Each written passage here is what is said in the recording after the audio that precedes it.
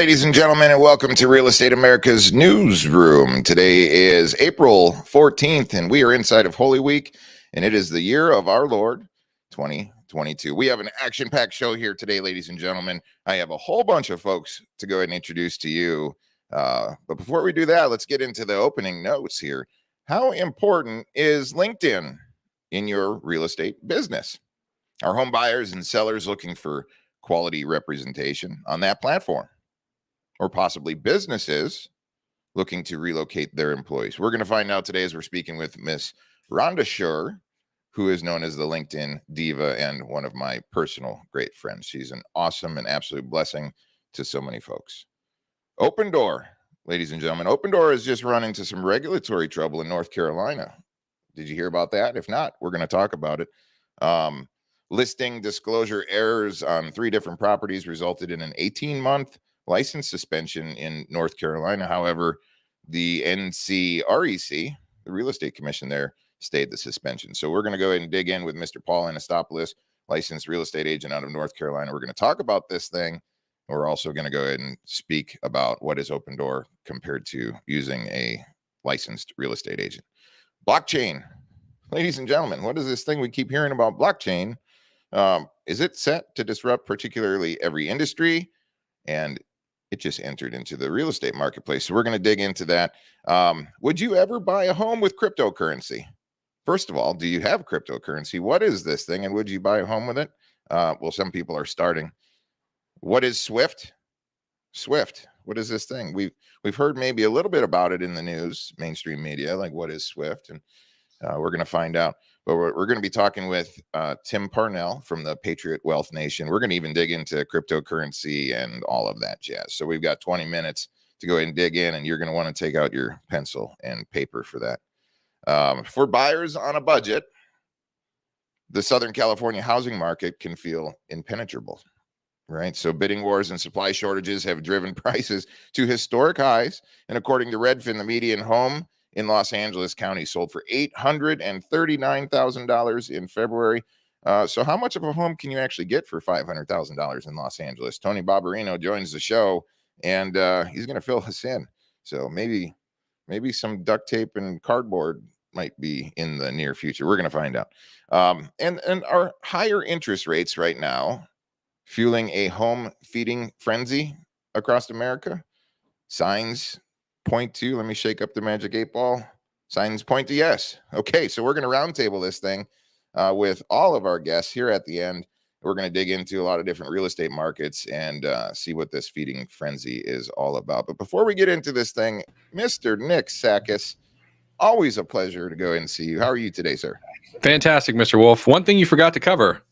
What did I forget? The orange and blue game tonight in Gainesville, Florida. I will be leaving the newsroom after we're done here and heading up to Old Gainesville for the orange and blue game. I'm super excited about it. Well, please drive safe. Grab some extra pennies out of the piggy bank for the gas pumps. That's right. That's right. All right. We're gonna get right into it, ladies and gentlemen. But before we introduce Miss Rhonda Schur, I want to make sure that all of you guys are participating with us. And what do I mean by that? If you haven't yet gone to reunation.com, entered your information to get all of these show notes that we all put together for you so you can dig in, I think you're missing out. So go to reunation.com, check out Real Estate America's Newsroom over there, and enter your information, ladies and gentlemen. It's going to be very enlightening. We send out all of this information to folks all the time after our shows. And also on this page at reunation.com, would you like to be a host on, or would you like to be on the show, or do you have any hot insider news that we should be aware of? Please stay informed, connect with us, and we are looking forward to seeing you on the other side there. So, Nick, how important do you think LinkedIn is in business, in real estate? Our home sellers and buyers possibly looking for representation. But you know what? I think I see some legitimate companies looking to relocate some of their employees, and they go to this platform. You want to bring in Miss Rhonda Schur and find out, because she's in the know. What do you say? Yeah, let's hear from Rhonda. All right. Hello, Miss Rhonda Schur. How are you, ma'am? Hello, Jake. Hello, Nick. Nice to see you both. Absolutely. Always a pleasure to see you. So, Rhonda, LinkedIn, you've been on stages talking to folks. You help tremendous amount of businesses across the United States of America and outside of our shores. You particularly have helped a lot of folks in the real estate industry kind of up their game on this platform. Talk to us about how important this platform is, because, and everybody's talking about TikTok and Facebook and all the rest of these different places. So fill us in on LinkedIn. Give us the 411, if you would, ma'am. Well, think about it. A lot of real estate is done by referral. Would you agree? Somebody Yep. tells you about somebody, they recommend Nick, they recommend somebody. What's the Absolutely. first thing you do? You Google them. You go to Google and you put their name in. Well, 70% or more of the time, that person is going to show up with their LinkedIn profile on the first page of Google. And statistically, what has been said is that people are 2 times more likely to believe what they see on LinkedIn than any other place. So whether you have a website, you have that YouTube channel, doesn't make any difference. What they're really going to believe is what they find on LinkedIn, because it has 800 million members. It's the largest business networking platform in the world, owned by Microsoft. That's fantastic. Interesting. So I heard that employers that relocate some of their employees typically go to LinkedIn. Talk to us about that. Well, they do. And again, it comes back to think about LinkedIn almost like a Google search. So if you happen to be a real estate agent that specializes in relocation, you're going to want to put that in your profile. Your profile is really the place where somebody can look and see, oh, this is what you do. This is how many transactions you've handled for other people. Here's a sample list of my clients. Here's what people have said about me. And the part that is really giving it a lot of legitimacy are the recommendations. Imagine that somebody writes a recommendation for you as the real estate agent. The HR person is looking for that expert realtor. And then they look at the recommendations that somebody wrote. And guess what they do? They click over and look at that person's profile. So it's really that place where people do get checked out. And a lot of times what happens is professionals that are super at their jobs look like they're going to a black tie event in their running clothes. They're actually not dressed for the party on LinkedIn.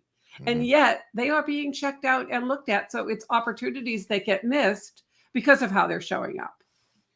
Nick, we talk about how important it is to represent your brand properly on many different platforms, right? Yes, we talk about Consistency. being the most authentic you, but Yep.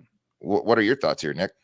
Yeah, I mean, as far as LinkedIn's concerned, when you kick this opener up and you're like, how important is LinkedIn, and are people there that are buying and selling houses? Well, yes, right. So they're the same people that are on Facebook, but as Rhonda said, 70% of the search is coming up with a LinkedIn profile first. And the thing that's cool about it, like she said, the recommendations.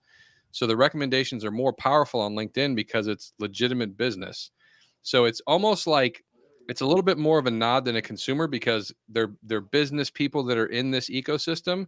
And when you're getting a reference from another business person, it automatically gives you a little bit more legitimacy than just some random, face on Google or what have you. So it's definitely a powerful platform that you could take full advantage of. And a lot of it you can do at zero cost. Rhonda, what are some of the most common mistakes that you see? Because I know you do a tremendous amount of audits for businesses and professionals. What are some of the common things that people are missing here on that platform? This is probably going to sound funny, but they don't put their contact information. Could you imagine that you're a real estate agent or real estate broker and there's no phone number, there's no website, and there's no email? How is somebody going to find you? Or the links are dead. It takes you to a place that, you really can't reach. The other mistake that I see quite often is, number one, the headshot. What I see for headshots, you could really laugh at. There are pictures of 2 people taken at a wedding. I'm sorry, it's your profile. It's one person. It should be professional. And the other thing that I see that a lot of people don't do is they don't take advantage of that amazing real estate called your headline. Underneath your name, if you do not put the 240 characters that LinkedIn gives you, they just put your job title. So if you put your job title, real estate agent, guess what? You're one of how many real estate agents of those 800 million people? So taking advantage of that prime space. And the other mistake that I see is the featured section. Now, I had a conversation with somebody yesterday and they said, what's the featured section? It's the section where you have these 3 boxes. And imagine that you could put a video testimonial of somebody that's worked with you that said, Jake Wolf is amazing. If it wasn't for Jake, I would not have, right? Or maybe you don't want to divulge the name of your clients. Put a case study there. Tell people what was the challenge that you faced, what were the steps that you took, and what was the result. It's right smack in your face in the middle of the profile. And so many people ignore it. And then finally, the last thing is coming back to the recommendations. They have recommendations that are 10 years old, if any, or they have received some and given none. So I think that that is one of the most important parts, even though it's at the bottom. Make sure you have them and you've given them and they're current.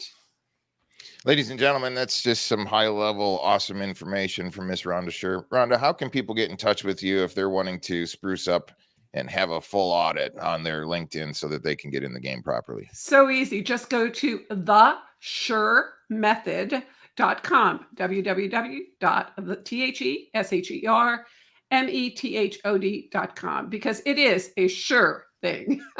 Outstanding.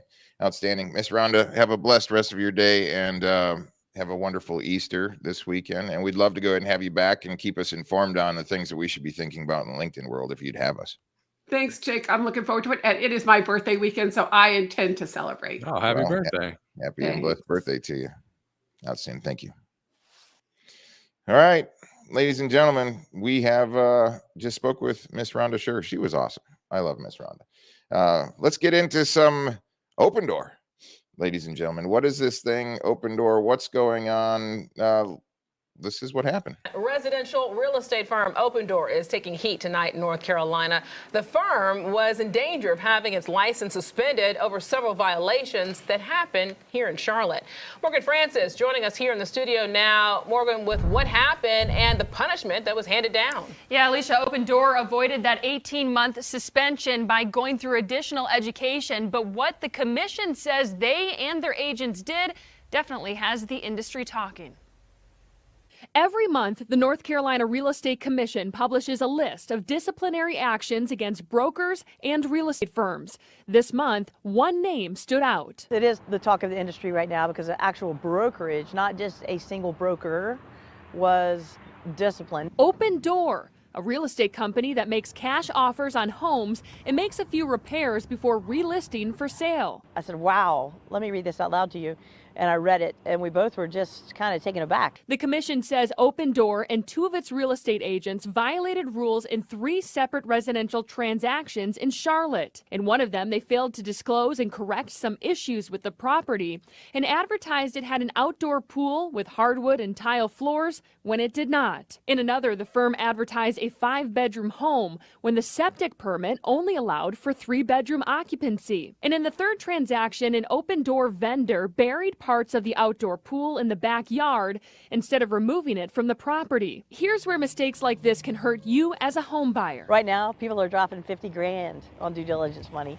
And what that means is once you go under contract, you have a certain period called the due diligence period that if you back out as a buyer during that time, you lose that money, period. An Opendoor spokesperson did not comment on the specific violations, only saying in part, Opendoor Brokerage is still an active brokerage in North Carolina. We look forward to continuing to service customers in the state.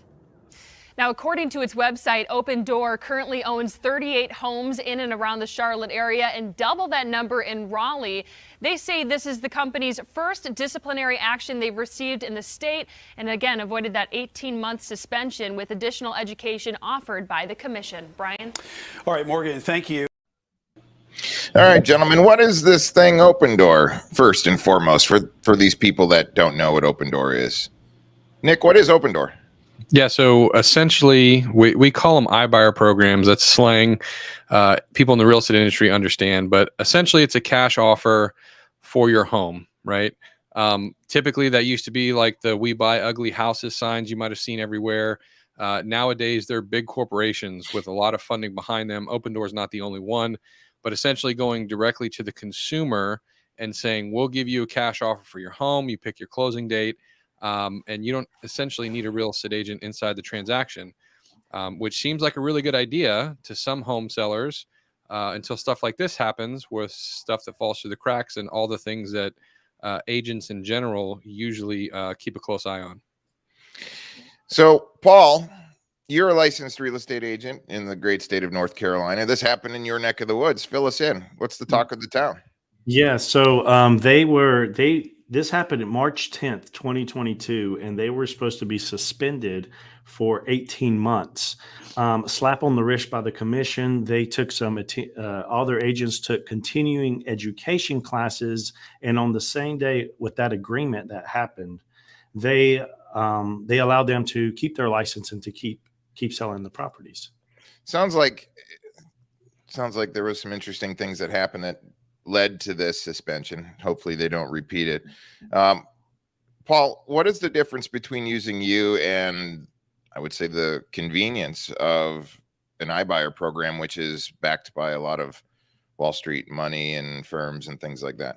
Absolutely. So these iBuyer programs, they say that you're going to maybe pay 1%, and they'll pay 2.5% to 3% to the buyer agent.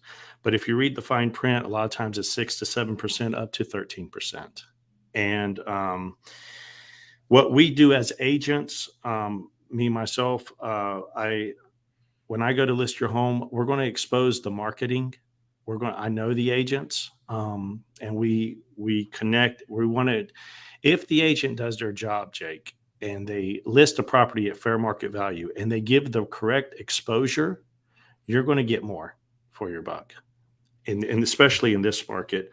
I also want to make a point that I'm looking at my notes here. Nick, break it down for me real quick. Yeah. How much does it actually cost to use one of these programs? I think to be perfectly clear, real estate commission is always negotiable, right? We all understand that. There's no rule of thumb or nothing like that. So everything's negotiable. However, in marketing, with my marketing company, we can see through kind of they really skirt the line with their marketing, and they make it appear with a lot of stuff that they do, a lot of correspondence, video ads and everything, that you are going to save money by using an Opendoor agent or, OfferPad or whoever the iBuyer company is. They perceive to the home buyer that you're going to have more convenience and save money. And what happens is, like when Paul said, when you read the fine print, the initial upfront contract looks pretty good. What they do is they don't necessarily call commissions. They have service fees. So that's where they delineate. So when they show in advertisements that our commission is this versus a real estate agent's commission might be this, or they're not including their service fees. So that brings it from a 5, 6, 7% all the way up to what Paul said, like a 13%. And it's a wide swing all over the place. There's no standard procedures about it, but there's a lot of deceit. Okay. And you don't necessarily know till you're in it, till you sign the contract, till you're all the way to your closing date type of thing. And it's a real shame, because a lot of people get into it and they think, oh, I got this real easy. They gave me this fair price for the house. Then they come in with their inspectors and they go, oh, well, we didn't know all this stuff was wrong. Knock it down, knock it down, knock it down. Oh, and our service fee is this. So your bottom net most of the time is not anywhere close to what it would be with the traditional agent. Okay. So I noticed here not too long ago, and it was all over the news, the wonderful Zillow removed themselves from their iBuyer program.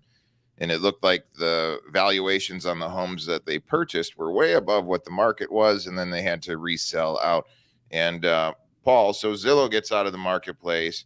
And then since Opendoor is in this mix, they reported a $662 million loss, which was a 161% increase over its 2020 loss. So something is going on there. It's quite interesting, right? So, yeah. If I could just add to this, they have 32 agents in RMLS. They have 35 listings. My office alone has 26 listings. I mean, and Nick, I want to ask you this, because I was talking to an investor before the show. They usually list really above market value price in the neighborhood. We've noticed that. Yeah. Are they doing this? They're buying homes and then they're listing higher. Are they doing this to to raise neighborhoods up. There's been conspiracy around that. I don't know 100%, but when you have one company going in and buying a certain percentage of a zip code, right, and that all of a sudden they now have the purchase of the property and they're using their own mortgage company, and the mortgage company is one with the funds, right? That's where the bank comes in. So if they're pushing the price of the house and they're coming in underwriting and saying, oh, this is cool, we can keep bumping this up, now they're setting new market prices in an area because they control market domination. So they've kind of gotten caught in a couple markets doing that. I think these companies as a whole, they have a lot of investor money. They're looking at the macro, not necessarily the annual churn. They're really just trying to acquire as many properties as possible. They're not making any money on the sale of these properties. It's right now, it's brand awareness, brand recognition, and trying to make the consumer believe that they are going to save money with this institution buying their home. Paul, Nick, thank you. Stick around for some of the later segments. Paul, we'll go ahead and bring you back on some of our later shows. Appreciate your information. Ladies and gentlemen, what is SWIFT? What is SWIFT? We've heard about it maybe a little bit, but do you really know? We're going to go ahead and get a little bit of an explainer and visit with Mr. Tim Parnell, but let's tap into Yahoo, and they give a little bit of an overview. So what is SWIFT? Investors are carefully watching whether Russia gets kicked out of SWIFT. Well, what is SWIFT and why does it matter to markets? Yahoo Finance's Brian Chung is here with the new Yahoo U. Brian. Hey, Brian. Well, amid all the sanctions on Russia, one we keep hearing about is a ban from SWIFT, one that President Joe Biden said yesterday is off the table. Take a listen.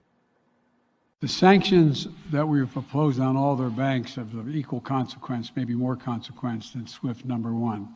Number two, it is always an option, but right now that's not the position that the rest of Europe wishes to take. But still, top Ukrainian officials are begging Western nations to ban Russia from SWIFT, which begs the question exactly what is SWIFT? So let me show you some slides here that kind of break down exactly what we're talking about when we hear the buzzword of SWIFT. It stands for the Society for Worldwide Interbank Financial Telecommunication. And really what this is the primary comms channel for banks internationally. So this facilitates payment requests, and it does the record keeping for the trillions of dollars of funds that zigzag around the world, which means if you disconnect them, it's going to be hard to settle any payments. It's going to cripple a country's ability to settle payments for their exports like oil or gas or metals. And that's what happened when Iran was blocked in 2012 and then again in 2018. Now, people might already be familiar with SWIFT if you've tried to wire money overseas. So let's make an example out of this, right? Let's say Brian's in Hong Kong. He owes Julie a bunch of money for whatever reason. He's got the money and now he can finally pay her back. Well, Brian can use a SWIFT code, right, to wire the money to Julie. Let's say Brian's banking with HSBC. I don't know this for a fact. Let's say Julie uses Wells Fargo. He's going to enter in that SWIFT number, and then HSBC is going to use SWIFT to communicate with Wells Fargo to make sure that that payment can be done. The payment's not done on SWIFT. It's just a communications channel. So imagine what happens if you're banned from SWIFT. Let's say one of these banks is no longer connected to the network. Well, you can't facilitate the payment there. But that doesn't mean that Brian can't get his money over to Julie, right? It just means that you'll have to use other types of channels. So maybe he's going to use a cryptocurrency, for example, or maybe he's just going to put a bunch of cash into an envelope and then send it over to Julie. Think of what's going on here within the context of nations and large institutions. It's exactly the same thing. Just because a bank is disconnected from the SWIFT network doesn't mean they can't facilitate the payment. It just means they can't use the comms channel of SWIFT to get that transaction done. Okay, ladies and gentlemen, we're here with Mr. Tim Parnell from Patriot Wealth Nation. The reason we wanted to talk about SWIFT is because there's a lot of different interesting ways that money gets transferred to the world, and this is a really good role in talking about how blockchain is set to disrupt practically every single industry. It's already entered the real estate arena. So, Mr. Tim, decentralized blockchain technology was designed to be a more secure way to transfer assets, right? So give us a little breakdown here on what is your take with SWIFT and blockchain in real estate. All right. Well, It is true. So there's a few things that have to happen. If we're going to have this conversation about blockchain, we have to understand a little bit about what's going on. But in reality, blockchain is a decentralized form of storing and transferring information. Okay, and so what you've got is Swift is a centralized banking hub for distributing money across, communications of transactions across the globe. Well, if we threaten a nation to kick them out of that system, that's because it's centralized. Well, that nation then has the ability to acquire transactions and funds and communicate those funds by other means, and frankly, faster means, which is via the blockchain. And so there's conversations happening, proof of these conversations that running the rails right next to the Swift system are the blockchain. And there's more than one blockchain technology out there. And but this is going to be the future of finance, and we are watching on a global scale the exposure of these terminologies, the organizations that is happening, so that people are asking these questions: what is Swift, and what is blockchain, and what is crypto, and how does this work? And so as it affects real estate, and I think that's where the real interesting question comes in, because I've been watching this unfold for a little bit, is imagine that you can take the complete origin of a property all the way back to when that land was owned by, let's say, a multi-thousand acre ranch, but now it's in an urban area. And you could record that data on the blockchain, and it could never, ever be tampered with. It's always there. And so when you go to purchase a home, there is no need anymore for title work. I mean, because what is title work but to verify the origins and the ownership and all this other stuff? But if it's fully locked in and non-tampered with, and you can account for that information, that's just one step in the entire process of real estate that's eliminated. Then you have the question of, can you tokenize that real estate? And that's what the blockchain also allows you to do, is fractionalize a piece of property, and then sell pieces of that property in a digital code to multiple individuals, so you could fractionalize ownership of real estate. I'm sure this is very confusing to so many people because this is so new. We keep hearing about cryptocurrency and blockchain and Swift banking system and digitizing our currencies right now and getting out of cash. This is all, I know a lot of people are going, oh my gosh, what is this? So what you're suggesting here is that there's a push and a movement so that we don't go close the title office anymore and do recordings. And so what I'm saying is that let's call it the analog way of transaction is going to be challenged. And I would argue that probably in the next 5 to 10 years, the way that we do not just real estate, but just significant transactions in general will change. And so that's a topic of how, like, it's already being tested right now on, let's say there's Picassos. Okay, they'll take the Picasso painting and they'll divide it into fractions and have each of those fractions available for sale. So you could have 100 pieces, digital pieces of this Picasso, a real Picasso, that could be held by 100 different people, and one person could come in, let's say, Elon Musk is making this offer for Twitter right now. Okay. And so he stepped back and said, well, I own more than 10% or something like that, but I want to buy the whole thing. Well, same thing with this Picasso. A person could come in and say, I want to buy all of you out so I can have this Picasso and hang it in my home. But until that happens, one person doesn't get to hang it in their home. It's stored at a facility that's meant to fractionalize these things. So that's what you're talking about, tokens. And this is what we hear, NFTs, right? Non-fungible tokens. Yeah. Okay. So cryptocurrency and non-fungible tokens are kind of finding their way into all aspects of the real estate space as new currencies become available to a wider range of people. Mr. Tim, I've got a little clip here from the news talking about a transaction that just recently happened with cryptocurrency. So can we buy with crypto? Let's see what the news says. In the real estate world, as more people are buying and selling homes with the cryptocurrency, our Diana Olick is taking a closer look. This Manhattan Beach, California home recently sold for Bitcoin, one of a growing number of mostly high-end properties now being listed and purchased in cryptocurrency. I would say we're just at the beginning. We met real estate agent and crypto expert Tony Giordano 3 years ago when he listed this massive Malibu home for sale in Bitcoin. It ended up selling in dollars, but that was then. What's happened since that last is it's become more popular, where people are asking more often, how do I go about buying a home using Bitcoin or cryptocurrency as the form of currency for buying real estate? Which is why his company now has a crypto management division designed to help agents and consumers through the process. And he shared some advice with us. First, you'll need to find a real estate agent who knows how to work with Bitcoin, someone who's already facilitated a transaction. If you're a buyer or a seller, paid off properties with no mortgage make the transaction much easier.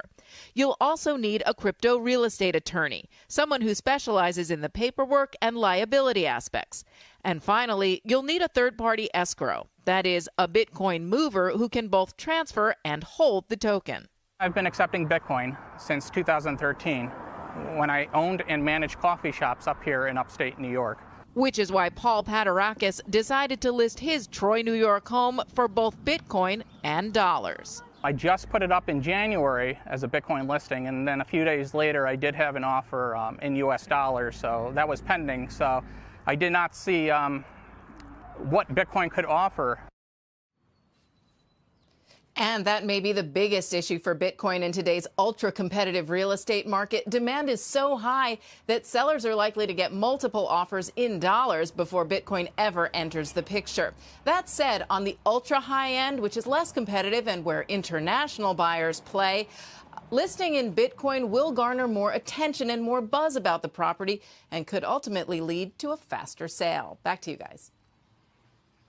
Yeah, Diana, this to me feels like a lot of hype and marketing. I mean, we talk about Bitcoin as a store of value. We've seen its, humongous rise over the last year and last few months. If you really think, Bitcoin is going to the moon and you want to hold, why would someone want to spend that, as a transfer of value? So how many homes do you know have actually been sold using Bitcoin? Have anyone gotten to that point? Yeah, absolutely. There have been a couple of dozen being sold in California, Giordano said.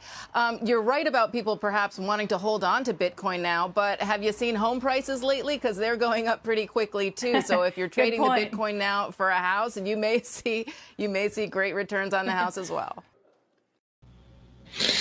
All right, gentlemen. So Bitcoin's digital wallets, ICOs, other cryptocurrencies terms are increasingly invading the real estate space in our news headlines, right? So as such, I guess crypto and real estate are getting increasingly intertwined. So what are your thoughts on this, Nick, with cryptocurrency? And have you seen anything out of the Tampa area talking about this? It's a good fit. Blockchain is a really good fit for complex, lengthy transactions to minimize the amount of hands touching it and also the time that it takes to transact. So we talk about cryptocurrency is one thing, blockchain is one thing, NFT is another thing. So if we can segment it into those three things, I know Tim gave a great explanation, but everybody kind of jumbles it together. But they are three distinct, separate things, right? So I think right now cryptocurrency is still spooky in general. Like if you asked 100 people on the street what cryptocurrency is, what blockchain is, we're at 10% adoption, possibly even less as a whole. So not many people even know about it. And in this frantic sellers market, most of the sellers are not even going to try to think about anything but catching a dollar, right? How many dollars can I get? Because that's all they know. What Tim was saying, 5 to 10 years, it is going to take some adoption. But at the same time, it's the way things are going. There's no stopping it. If you think about in terms of how many actual dollars you keep in your wallet or your purse versus the amount of digital dollars that are in your bank account that you swipe your Visa card with on a daily basis, we're already used to that, right? We're just not used to these new companies that are offering that. So when Crypto.com and Coinbase and and Binance and all these places are offering these wallets were confused because it's not Wells Fargo and Bank of America and institutions that we're familiar with. But once people can understand and get past the spookiness of it, the government's going to launch, the central bank digital currency is going to launch. It's going to be very, very relevant within the next 5 years. But yeah, there's definitely no stopping this train. I'm heavily invested in not necessarily just Bitcoin, but all cryptocurrency in general. And I do think it's going to completely revolutionize the monetary system. Tim, I'm reading a report here that say some sellers have insisted on all Bitcoin. Others have asked for payments split between US dollars and Bitcoin. So now it looks like some sellers are wanting to receive any of their proceeds with that. How many cryptocurrencies are out there, and which ones should we be thinking about? And kind of fill us in that world. Well, okay, everything I'm about to tell you is not financial advice. All right, so I'll start there. My disclaimer. There are, as I last understood, Nick, did you hear about 14,000 cryptos right now? Is that about the number? Is it 13 to 14? It's that, yeah. So double digit thousands. And that's that's almost 10x since about 2018. And there's still more coming. And so then the question becomes, how do you know if you wanted to invest into cryptocurrency, where do you even start? And so for me to answer that question, it's about where your interests lie. If you're into gaming, then you can look into gaming cryptos. If you're into, where I'm at, which is decentralized finance, which is thinking about the future of economics and blockchain and all that, that's where I choose to put my funds. Is understanding that the SWIFT system is archaic and slow and centralized, and I'm all about decentralized global financials. That it makes a lot more sense to me, but that also means you can do peer-to-peer. Okay, peer-to-peer, meaning we don't have to run our money through a centralized bank in order to do transactions. Think of Venmo, right? That is a peer-to-peer transaction. Now, Venmo is starting to track certain amounts, like $600 or more, so that they can make a taxable event and all this other stuff, because, government wants their pound of flesh.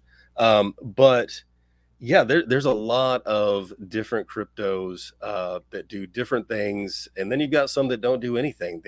They're what they call pump and dump, they don't really solve a problem. They're out there for people to jack up the price by promoting it, and then all of a sudden, the majority holder sells and everybody loses on that. So you got to be really, really careful with that. So I've been seeing some pushback from the federal government here a little bit on cryptocurrency because they're still using a fiat dollar, and they're trying to digitize a little bit here. So how does one even go out and think, or which one of these 14,000 cryptos should I go ahead and exchange any of my principal money for? I mean, what is there a more common Go one ahead. here? Or? I'll take that one. So essentially, cryptocurrency comes down to two phases. There's centralized cryptocurrency exchanges and decentralized. So the centralized are going to be your safest place to store. So you can connect your bank account to it. You can transfer funds back and forth, but you will get tax reporting on those centralized. So when I mentioned Coinbase and Binance and crypto.com, those are going to be the safest places where it's going to feel more like your bank. Okay. A decentralized platform like a MetaMask, right, or a Trust Wallet is you holding your own tokens, and it's basically like you having the keys to the vault. So a centralized exchange, you put your money in, but you don't know which box they're putting it in the back, right? That's like a bank account. You don't know where they're taking that money and going with it. With a decentralized exchange, you have the keys to the vault. You're the only one who can access those funds, but it's a much more dangerous place to be because you send funds out like a wire transfer, 16 characters, and if you mess up and you send it to the wrong address, that money's gone forever.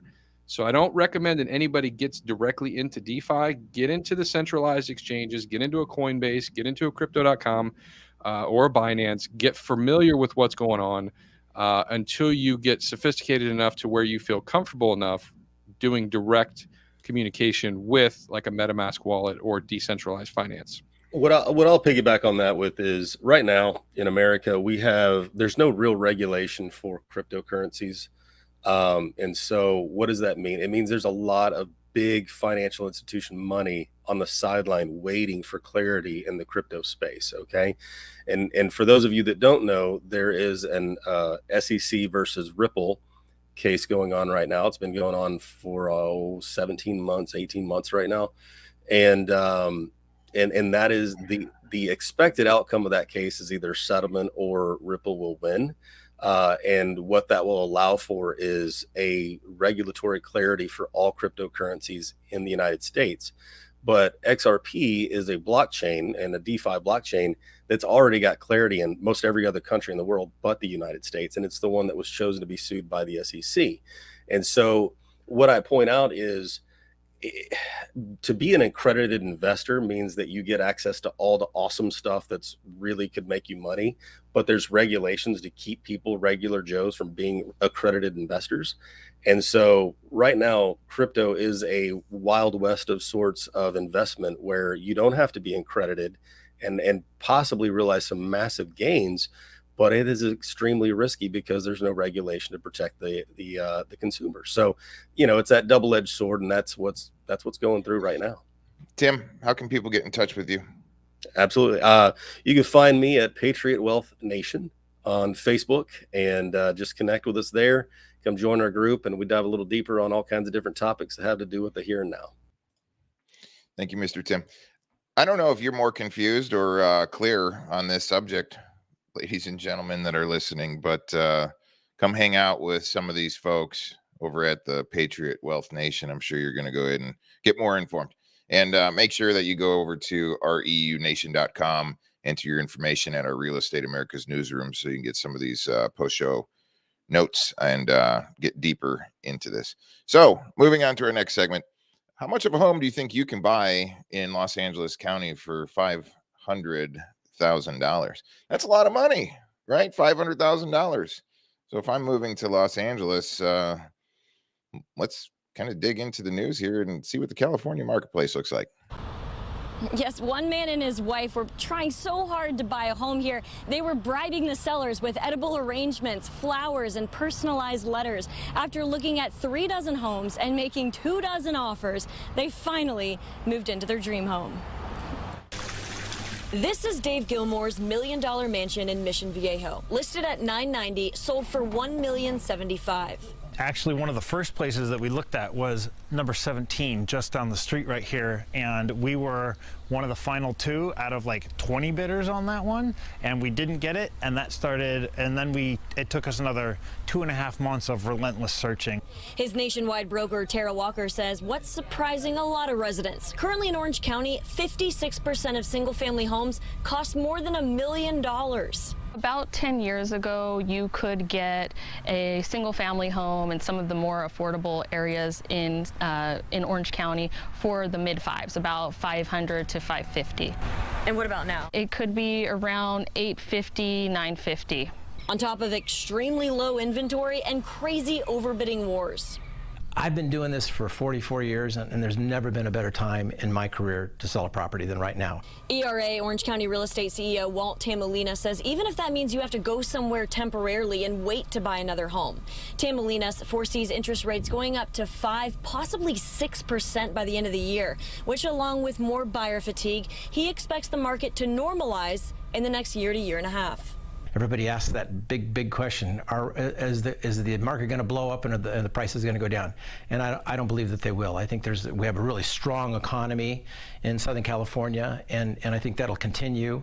And as a result of that, the prices will be stable. What's going to stop is this craziness of overbidding. So if you want to buy a home here, these experts advise use other people's money and invest together, or get a tailored strategy in place with a reputable realtor and mortgage lender. Think about how to tailor your offer to be very competitive in order to shorten that journey from the start to the, getting your keys to your next home. Hi, sweet girl. Keys that Gilmore says he's never turning in. Our intention before we even started was to find our forever home. So we did find this place, and after what I just went through, I never want to have to do it again anyway because it was horrible. Who could blame? All right, Mr. Tony. Ladies and gentlemen, it's Tony Barbarino. licensed real estate agent with Remax from that great neck of the woods, Orange Oh, County, yeah. Los Angeles. So what are my takeaways from hearing some of this stuff? They suggest that I should use other people's money and invest with somebody else to go and purchase my home. It sounds like that gentleman in the news report never wants to go through that process again, has gotten into massive amounts of bidding wars. It sounds like the real estate agents have to work extremely hard trying to ultimately bribe some sellers. Please pick me. So, Tony, how much of a home can I get for $500,000 in Los Angeles? Los Angeles, they have lovely dog houses, tree houses, and I think there's a hammock. Ugh, duct No, tape not and yeah, cardboard boxes. yeah, and We could not a bad probably deal. build a heck of a nice home, Tony. I'll Well, bring my crayons and Sharpies, and we'll do some decorative scissors stuff. and duct tape. Yeah.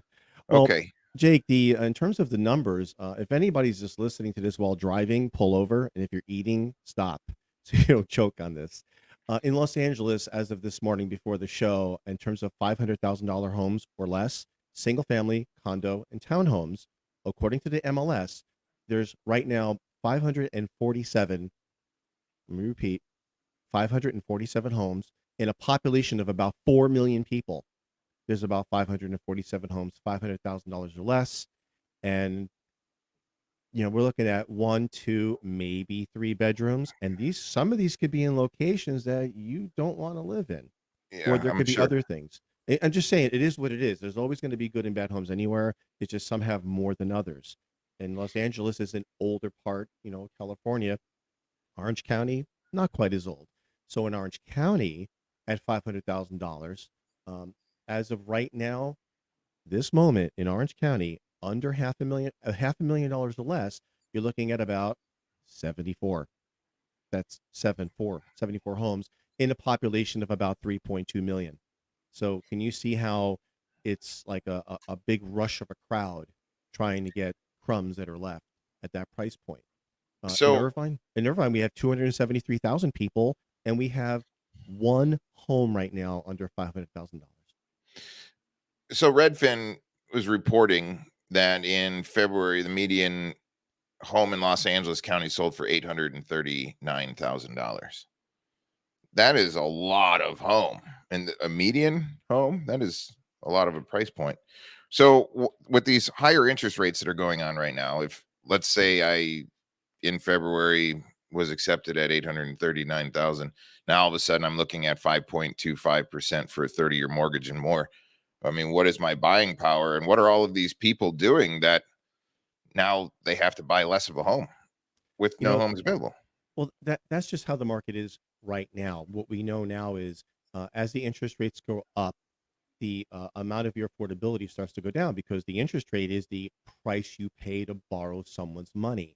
And as that changes, while you're paying the price of waiting, as opposed to just taking action on what you can afford to get in the game right now before it gets worse possibly for you, is you can talk to your lender to see if you can buy down your interest rate, but you have to do some math to see if you're going to stay in that home for 7, 10, 12, 15 years. Is it worth it to buy down your interest rate and get that monthly payment to what works for you so you can shop at your price point? However, if you're going to stick to your price point, no matter what, you're just going to need more cash. And unfortunately, like our show last week, some of these homes made more money than people's salary. So Yeah. the people who got in early are doing very well. The people who listen to their agent are doing very well.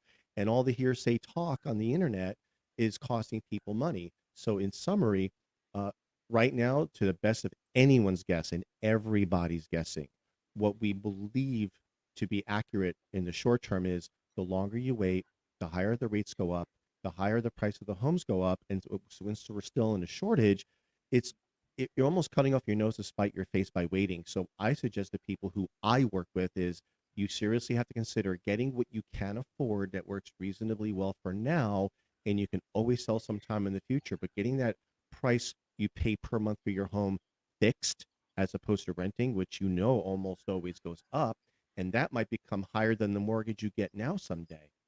So we have a shot. So what you're saying basically is these higher interest rates are starting to drive a feeding frenzy. People are rushing in. So Yes.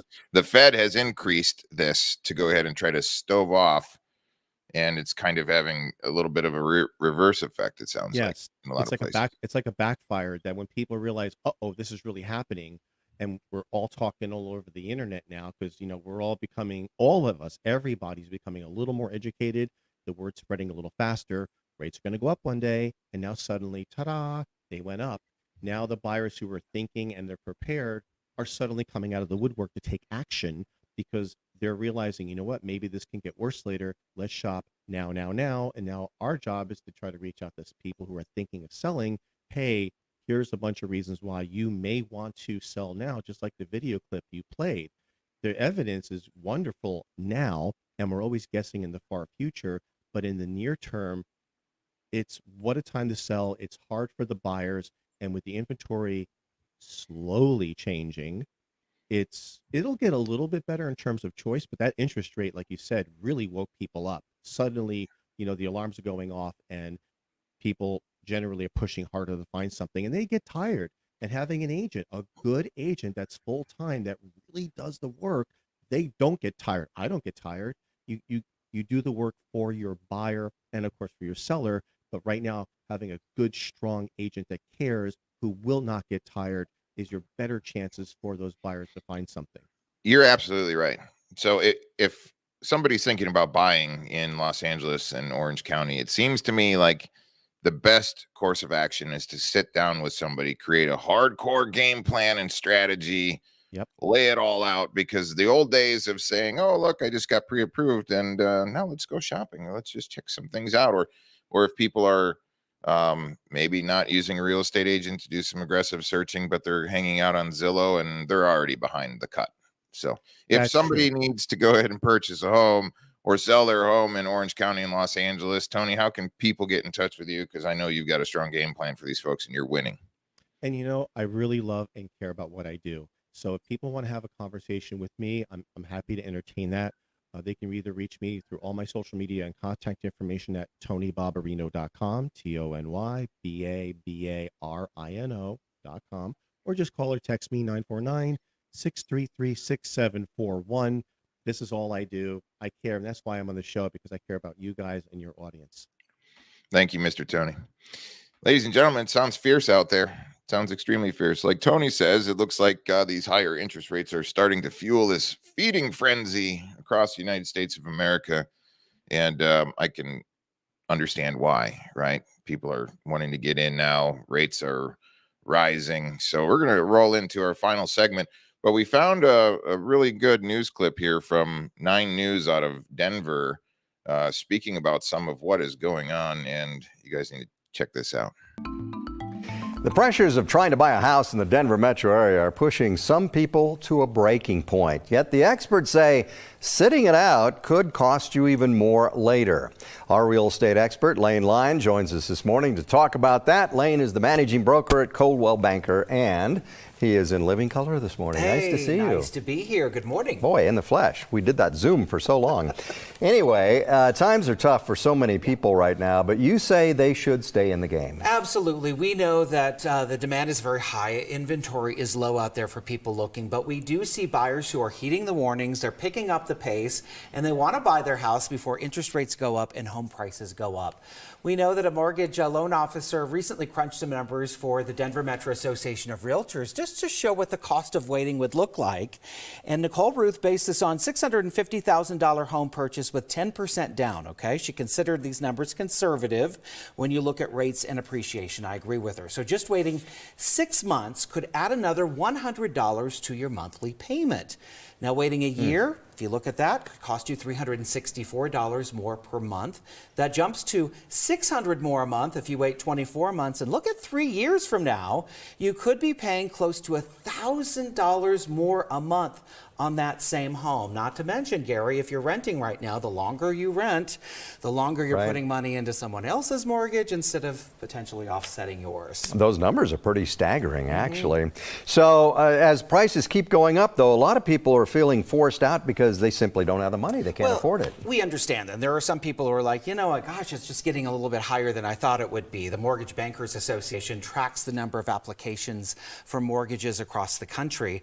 And last week, they said the number actually was down a little bit. The week before, they said the numbers were up. So it's really all over the place. Lenders that I've talked to here locally say it is business as usual. The buyers that they are working with understand that they're paying a little bit more on their mortgage now compared to 2020 when rates were in the 2 and 3% range. They're in the 4% range.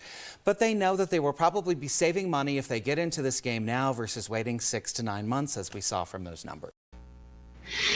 Oh, look at this wonderful round table of exceptional gentlemen from all over the country.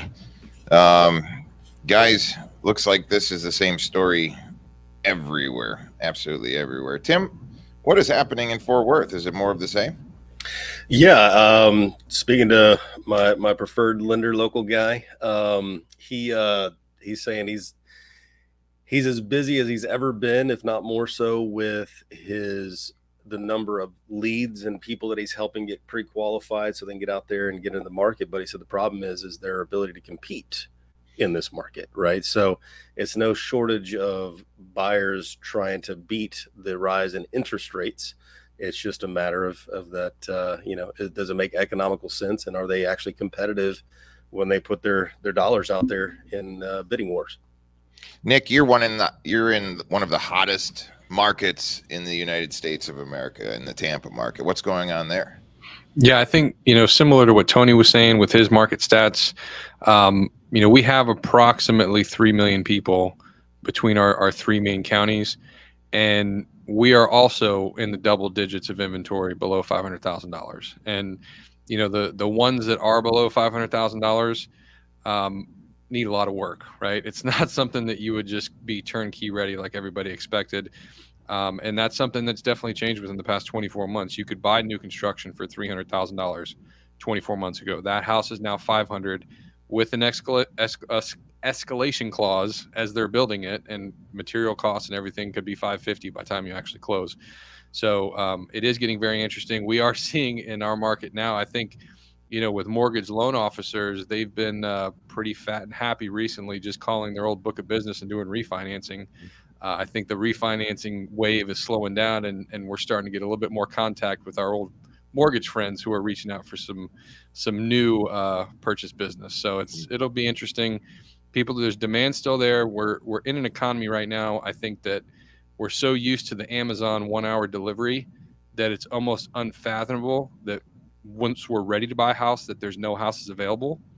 It's just, there's no comprehension, and we've never seen anything like this. So like the combination of how we're used to being able to get what we want in an instant, and the fact that we've never been in a time like this is making for some very interesting conversations around the dinner table and with our clients. Paul, so if people in North Carolina are in this war zone of can't find homes, now all of a sudden interest rates are up, their purchase capability is down, and it's just not there. Now they have to rent, and rental prices are going through the roof. Are you seeing that in your area too? I am. We got jobs coming in this state, and we have a war now between home ownership and LLCs. And LLCs are buying up properties and then turning around and renting them for a ridiculous amount. And we have interest rates rising, and so it's a war zone, because I do not see the prices coming down with these higher interest rates. People are continuing to come to North Carolina. People in North Carolina move in North Carolina. Very few people move out of the state. They just move to another part of North Carolina. And so I really don't know what the future is going to hold. It is, I don't know what's going to happen, to be honest with you. Tony, sounds like there's an inventory issue in Southern California. Is there any new construction happening down there? Funny you should say that. There is, and I just read something, I think it was Business Weekly, that the price of lumber has started to soften a little bit. And I don't know if the builders are making adjustments on their price, probably not. Matter of fact, a lot of these builders, there's a huge waiting list, a lot of competition, so much so that I've actually been to some of these new build sites and they say, we don't offer commissions to agents anymore because we just don't need you, because there's people lining up. So the new construction, it's something that California is very much aware of. It's always all over our local news, and it's just the builders, aren't building fast enough. The rise in the lumber prices slow things down a little bit, and now the pendulum seems to slowly be swinging back the other way in terms of the new construction. And people are learning their lesson that usually a brand new home that's built from the ground up, especially around here, probably will never be that low again, because historically they've been a great deal. You just buy at a certain price and it went up, up, up, up, up, up, up, up. So now you got these buyers going, oh no, now the rates are higher. Oh no, I'm number 227 on the waiting list. What am I going to get? So there's a lot of little problems with buying your brand new home. Paul, if somebody's looking to go ahead and move to North Carolina, how can people get in touch with you? Absolutely. You guys can call me or text me at 336 area code 963-3684. That's the best way. Outstanding. Thank you for your everything, Paul. Nick, it sounds like it's a war zone out there. Yeah, we're not. We keep saying almost every episode that we've never seen anything like this, but the more people we talk to across the country, there seems to be a similar thread amongst everything where the buyers in that market are feeling like it's very unfair, and there's also people coming from outside markets who are just gobbling up between investors and just people moving markets. It's unbelievable, but it's not slowing down. Very interesting. Well, it is this beautiful Holy Week. We have Easter to look forward to and say and count some of our blessings. But until then, ladies and gentlemen, make sure you come over to Real Estate America's Newsroom on reunation.com. Enter your information to go ahead and get all of your show notes and hot insider news. And if you would like to be on the show or have any information that you would like to share with us to go ahead and discuss, please go ahead and leave us a message. We'll reach out, and don't miss out on the show notes at the very end. So good deal. I know you've got some traveling happening today, Mr. Nick Sakis. Have a blessed and safe trip. And if I don't see you, have a wonderful and blessed Easter. And thank you for contributing to the show. Thank you, sir. Absolutely. All right, ladies and gentlemen, there it is. We covered a lot of ground today, from learning about the importance of LinkedIn to what's going on in different marketplaces and this feeding frenzy of things. So stick around and keep watching us every Tuesday and Thursday here on Real Estate America's Newsroom while we go ahead and cut through all of the noise and give you guys what is our opinion and the real stories out there in this great United States of America. So during this Holy Week and coming up on Easter, absolute prayer and blessing from us here at our Real Estate America's Newsroom to each and every single one of your families. Have a blessed rest of your week, and we will see you guys next Tuesday.